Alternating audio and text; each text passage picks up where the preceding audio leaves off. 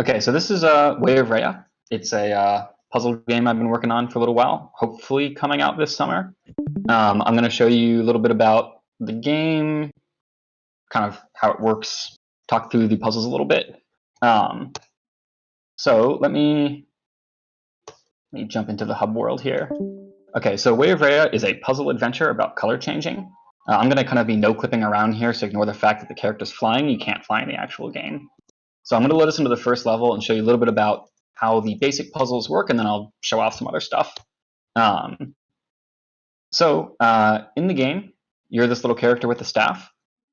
You can only interact with objects that match your current color. So I'm orange, so I can get into the orange elevator. I can interact with anything orange, but I can't go through, for example, this green gate. If I want to go through the green gate, I need to turn myself green. And so to do that, I grab this green orb from down here, take it over to the lamp, and I turn green. Now I can go through the green gate. So, lock and key, nothing you haven't seen before, but we're going to build on that. So let's take a look at this next puzzle here. So down here, it looks easy enough. We put the green orb into the lamp, go through the green gate, put the blue orb into the lamp, and then, oh, wait a second, we're stuck. Now we can't get to the other side. Not a big deal. This is a puzzle game. Borrowing terminology from Adrian, who is showing off some stuff later on, it's not about execution skill, it's about puzzle solving. So we're going to undo here to go back. You can always undo. You're not going to be punished for making a mistake. And figure out how these buttons on the ground work. It turns out that these are teleporters.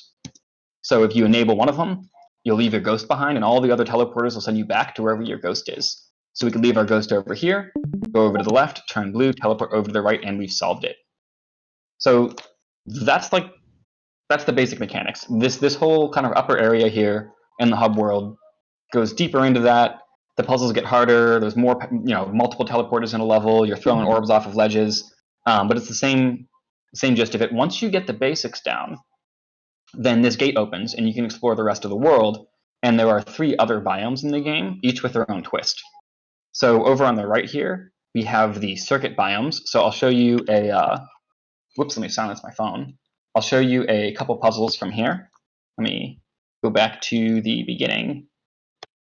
So this is a basic circuit puzzle.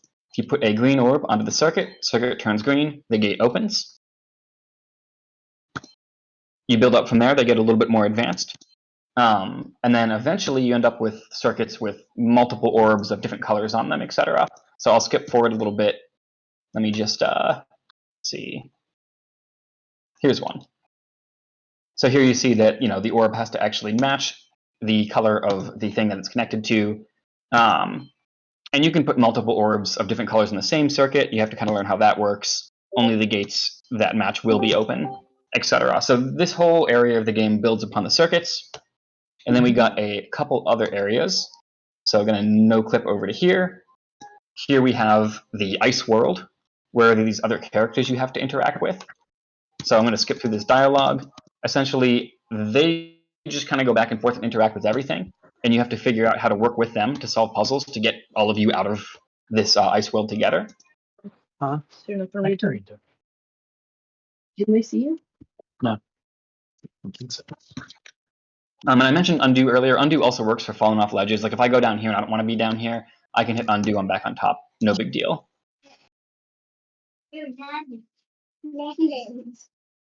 I like how you have multiple entities holding these wands.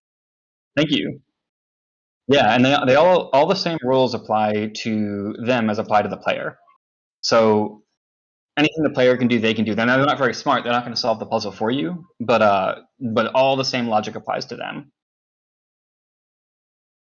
So there's a whole section of the game based around them, and then I'll fly up over here. I'm almost out of time. The last section of the game is based around swapping staffs.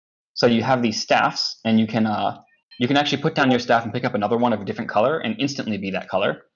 And then you can change back. And you can even drop your staff and be no color, which seems useless at first, but it turns out it does actually have some uses as you get further into the game. So I won't go through and solve any of these right now because I don't want to take up too much time. I think to wrap things up, the game connects all three of those different twists into a few final levels where you have to use everything you learn throughout the rest of the game to solve a few final challenges. If this looks like fun to you, if you like puzzle games, we have a free demo of Way of Rhea on Steam. If you want to support me, the best way to do that is to wishlist it on Steam. I don't know if there's time for like questions and stuff, or if Yeah, we have time for questions. Awesome. So yeah, if anyone has any questions, I'm happy to chat about why I built it, how I'm designing it, how the tech works, stuff like that. Cool. I'll start the question timer now. If anybody wants to ask a question, either put it in the chat or speak up. Oh yeah, I should actually pull up the Twitch chat.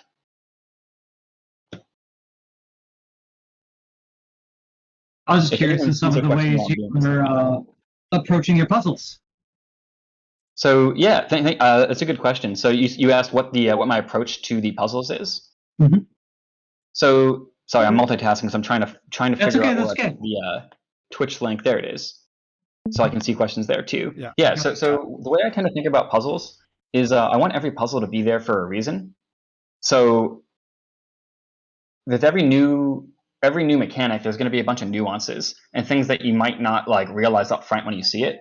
So like if we jump into even just that very first level with the teleporters over here, at first you don't know how those work. So the point of this puzzle is to teach you how the teleporters work. But then as you get further into the game, there's like more and more subtle nuances of the rules that you might not occur to you. So each puzzle exists to teach you a nuance that you might not have understood otherwise, and that you're going to need later in the game. And I guess it's pretty easy to put it that way, but it's pretty hard to actually like some of the puzzles I have the idea for, like I know what the nuance is, and it takes me a really long time to figure out how to actually teach you that. There are puzzles in here where like I had the idea a year or two ago, and then I wasn't able to actually design the puzzle until recently.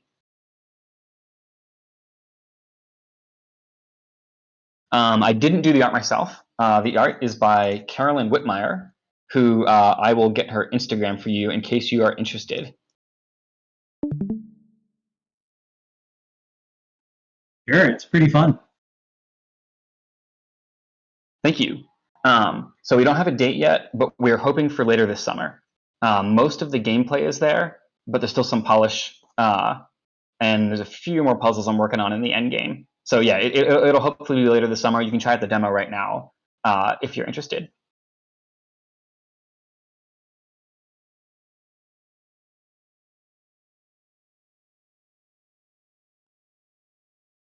Looks like we have the question. This game is looking great. What's left before the game is ready for launch? Oh yeah, missed that part. So we have all the puzzles for the main game design. So all 4 of those biomes are done. The end game, where you combine the knowledge from all of those biomes into one, is still a work in progress. I think I have like, I don't know what % of it. Like there's still some puzzles there that I'm still building.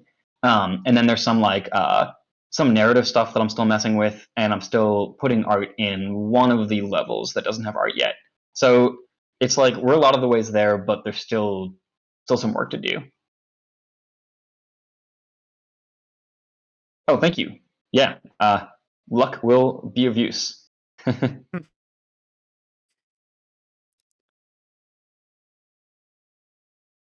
It's going to be about 4 hours. I mean, it depends on the player, because you can get stuck on a puzzle, it can take longer, or if you're like really good at puzzles, maybe it's faster. Maybe more than 4 hours, maybe 5. So yeah, my estimate maybe would be 4 to 5 hours.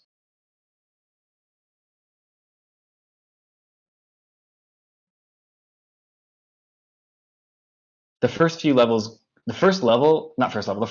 goes kind of fast for most people, but then because the puzzles tend to get a little harder, they kind of progressively take longer and longer as you get through the game.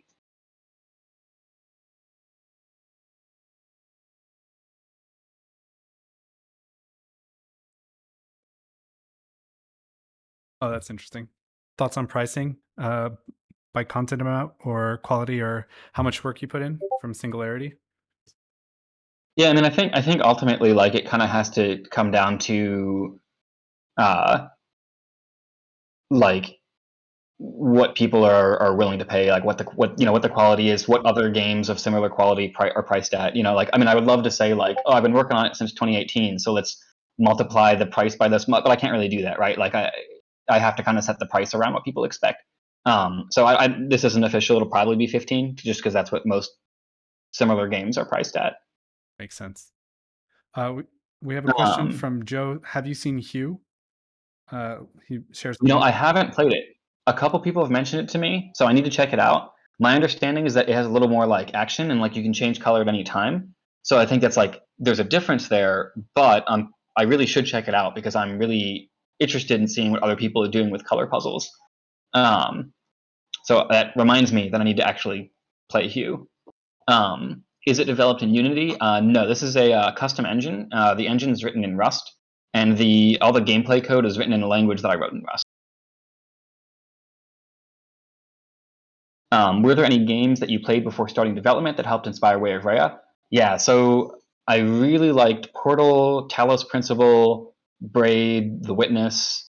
I played all those before starting, and then while playing, I played some games like Baba Is You, for example, that were that I thought were really great. And all of the kind of like the way those games design puzzles all fed into what I did here. And some of it was me wanting to do things they did, and some of it was me wanting to change up things where I was like, oh, that was really good, but I wish it was a little different.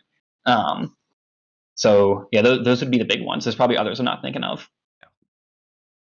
So it looks like we're up on time. So we should we should move on to the next person after you're done answering this.